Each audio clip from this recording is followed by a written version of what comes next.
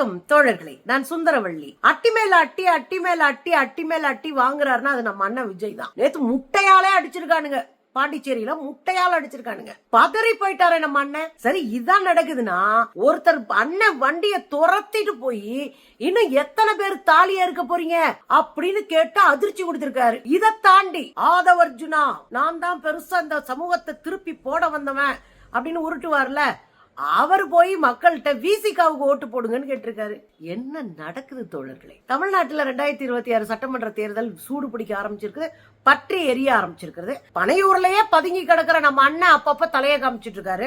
எலெக்ஷனுக்கு தெரு தெருவா நிக்கிறோம், ஆனா அதெல்லாம் தாண்டி நம்ம அண்ணன் போய் சும்மா தலைய காமிச்சு எட்டி பார்த்துட்டு வருவாரு. நேத்து பாண்டிச்சேரி போனாரு. பாண்டிச்சேரியில என்ன நடந்துச்சுன்னு நம்ம பாத்துட்டோம். முன்னாடி கரண்ட் கம்பியில மரத்துல அதுல இதுல தொங்கிட்டு இருந்த அந்த கூட்டம் இப்ப அவர் கார்லயே தவ ஆரம்பிச்சிட்டானுங்க. கார்லயே தவி அவருக்கு முத்தம் கொடுக்கறது ஒரு பக்கம், தர்பூசணி பழத்தை தூக்கி டொம்முன்னு போட்டதுன்னு பார்த்தோம், எக்கச்சக்கமா பார்த்தோம். அண்ணனே ஒளரி கொட்டி அவங்களுடைய வேட்பாளர் அவ பேர் ராமு, ஆனா அங்க போய் செல்வத்துக்கு ஓட்டு போடுங்க அப்படின்னு கேட்டு அசிங்கப்பட்டாரு நேத்து.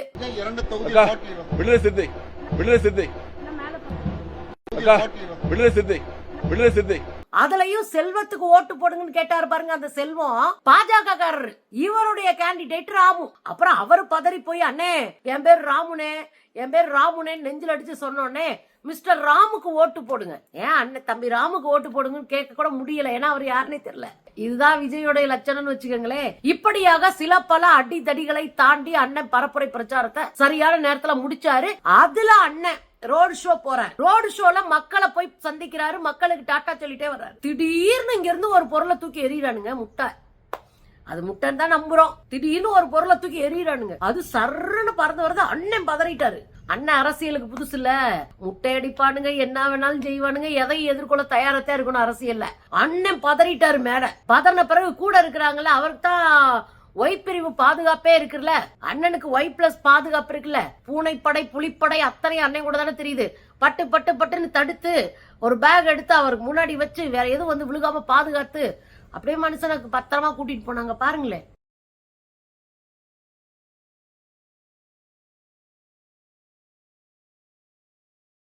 இது பரவாயில்லன்னு இன்னொரு மிக முக்கியமான ஒண்ணுல மாட்டிட்டாரு நம்ம அண்ணன். இது தானா சேர்ந்த கூட்டம், இது என் தம்பிகள் தங்கைகள் தோழிகள் சொல்லிட்டு தெரிவார்ல.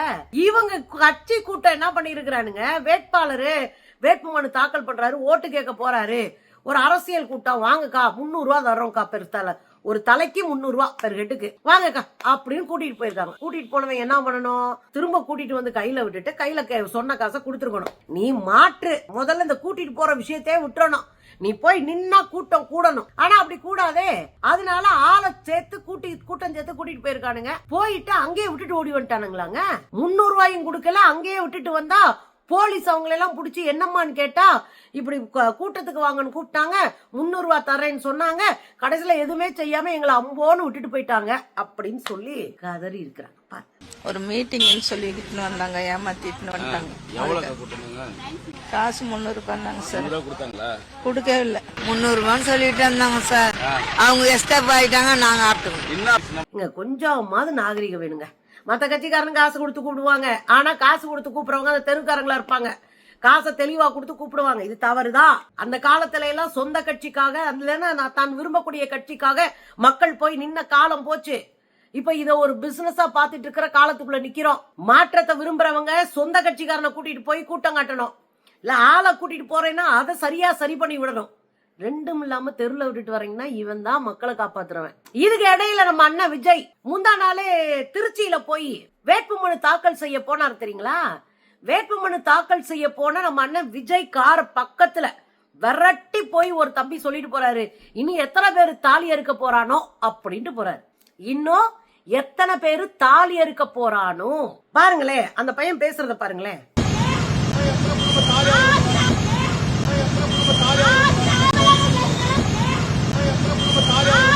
பாத்தீங்கல்ல, இன்னும் எத்தனை பேர் தாலி அறுக்க போறானோன்னு சொன்ன உடனே விரட்டி போய் ஒரு பொம்பளை பிள்ளை பின்னாடியே போய் இதெல்லாம் வச்சுக்கிறாதீங்க, இப்படிலாம் பேசக்கூடாதுன்றாங்கம்மா. உனக்கும் சேர்த்தாம பேசுறோம், உனக்கும் சேர்த்தாம பேசுறோம். இதுல முக்கியமான ஒரு வீடியோ ஒண்ணு கண்ணுல பட்டுச்சுங்க. விஜய் அண்ணாவுடைய முக்கியமான வீடியோ. விஜய் அண்ணா அன்பு அண்ணன், தாய்மாமன் சீரு, அரசியல்ல அப்படியே புரட்டி போட வந்த தேவதூதன், அரசியலுக்கே அவர் தான் முகவரி அரசியலுக்கே அண்ணன் தான் மூஞ்சி எல்லாம் பேசுறோம், ரைட்டு. ஆனா சக மனிதனை தொட்டு பேசணுங்க, கை கொடுத்து பேசு. நீயும் நானும் சமம், சாதி இல்லை, மதம் இல்லை, பால் வேறுபாடு இல்லை, கை கொடுத்து பேசுறது அவ்வளவு பொருள் பொதிந்த ஒன்று. அதனாலதான் நம்ம எல்லாரும் கை கொடுத்து பேசுவோம். அதுக்கு அர்த்தம் என்ன? எல்லா வேறுபாடுகளையும் தாண்டி நீயும் நானும் மனுஷன்ற அர்த்தம். ஆனா நம்ம அண்ணன் தொடமாட்டாரு. அவர் மோடி வகையறா. மோடி வேலிக்கு அந்தாண்ட பிள்ளைகளை நிக்க வச்சு டாடா காமிச்சிட்டு போனாரு. ஒரு வீடியோ வைரல் ஆச்சு, நீங்க பாத்திருப்பீங்க. வேலிக்கு அந்த பக்கம் பிள்ளைகளை நிக்க வச்சுட்டு இந்த பக்கம் தொட்டும் தொடாமல் நின்று போவாரு நம்ம டீ மாஸ்டர் மோடி 56 இன்ச்சு. அதே பாணி தாங்க விஜய். இதே வேலிக்கு இந்த பக்கம் நிக்கிறாங்க ரசிகர்கள். அவங்க கை நீட்டி அண்ணா அண்ணா அண்ணான்றாங்க. முதல்ல ரசிகர்களை சொல்லணும். ஒரு சினிமால வர நம்பி போய் நின்னுகிட்டு கைய நீட்டிக்கிட்டு அசிங்கப்படுறத முதல்ல ரசிகர்களை குற்றம் சொல்லணும். அவன் கை காட்டுறான்ல, நீங்க தான் பெருந்தலைவராச்சே, நீங்க தான் எம்ஜிஆருக்கு அப்புறம் அப்படியே தூக்கி பிடிக்க போறீங்களாச்சே, கைய வாச்சு கொடுத்துட்டு போக வேண்டியதானே, சந்தோஷமா படுவானுங்கல்ல. நம்ம அண்ணன் என்ன பண்றாருன்னு பாருங்க.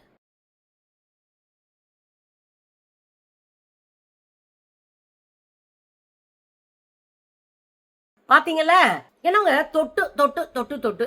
இந்த கோயில்ல பார்ப்பன பூசாரிங்க திருநீரை நம்ம கையை தொட்டு கொடுக்க மாட்டான், அப்படி தூக்கி எரிஞ்சிட்டு போவான் மூஞ்சியில.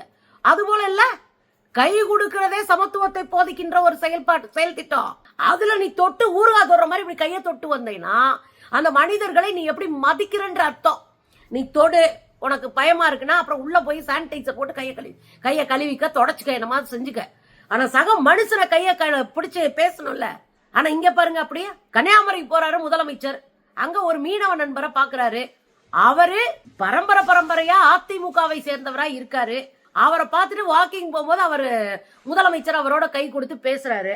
அவர் பேசுற வரையும் அவர் கையை பிடிச்சுக்கிட்டே பேசினாரு முதலமைச்சர்.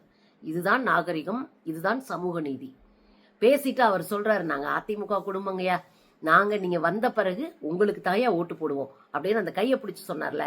இதுதான் சமூக நீதி. பாருங்க, நாங்கள்லாம் ஆதி காலத்துல இருந்து அண்ணன் திமுக இருந்தோம். அதுக்கு பிறகு நீங்க வந்த காலத்துல இருந்து திமுக தான்.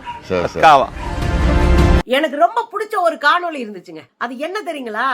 சின்ன குழந்தைங்க கிட்ட கையில விசில கொடுத்துட்டு விசில் அடிக்க விட்டுட்டே இருக்கிறானுங்க. தெருவுல போற இடம், வர்ற இடம், ரயில்வே ஸ்டேஷன், பஸ் ஸ்டாண்டு, எல்லா இடத்துலயும் விசில் அடிச்சிட்டு இருக்கு.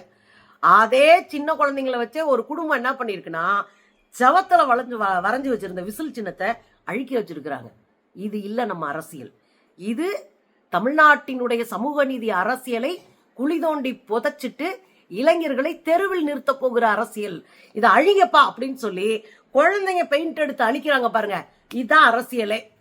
நான் என்ன சொல்றேன், யார் வேண்டுமென்றாலும் அரசியலுக்கு வரலாம். அந்த அரசியல் சமூக நீதி அரசியலா இருக்கணும். அப்பதான் அதை நம்ம சப்போர்ட் பண்ணுவோம். அரசியல் தெரியாதவர்களுக்கு அடையாளத்தை வச்சு ஓட்டு போற அளவுக்கு தமிழ்நாடு இன்னும் அறிவற்றவர்களாக இல்லை என்பதை புரிஞ்சுக்கணும். ஆக மொத்தம் அண்ணனுக்கு முட்டாபிஷேகம் பண்ணி அனுப்பி விட்டுருக்காங்க. பரிதாபமா இருக்கு பார்க்கவே.